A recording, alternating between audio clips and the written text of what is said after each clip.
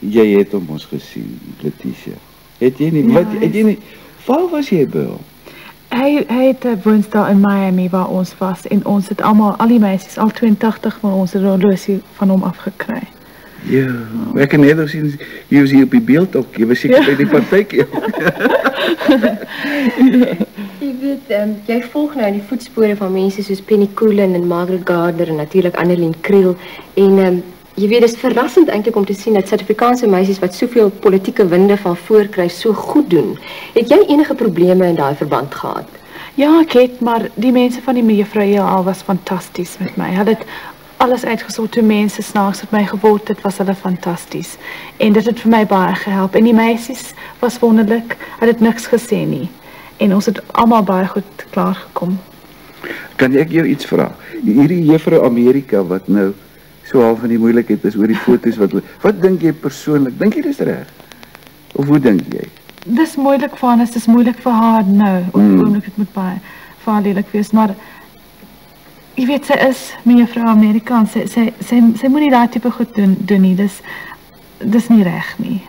Ek voel vir haar nou jammer, maar dit is eintlik nie reg. Dit is eintlik nie reg nie. Wel, as hulle nie so streng was op hierdie tipe goed nie, dan het Annelien Kriel nooit destyds die kroon gekry nie. Wat was mos Helen Morgan wat van die kroon moes afstand doen oor die baba wat sy gehad het. Ja, ek het amper bly geword. Ek dink dit is juffrou Heelal wat seker goed gedoen het.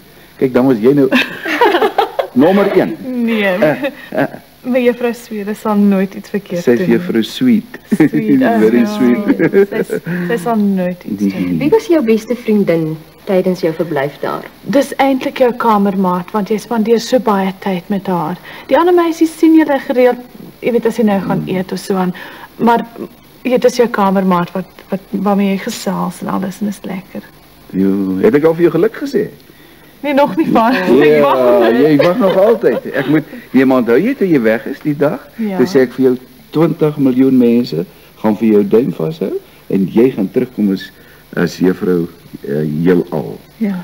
En toe het net 10 miljoen kom jy tweede. In elk geval. Baie geluk. Ja, dankie. Ek dink daar's baie meisies wat sit en kyk en wonder, wat is die resep wat jy gevolg het en wat is die toekomsplanne wat jy het?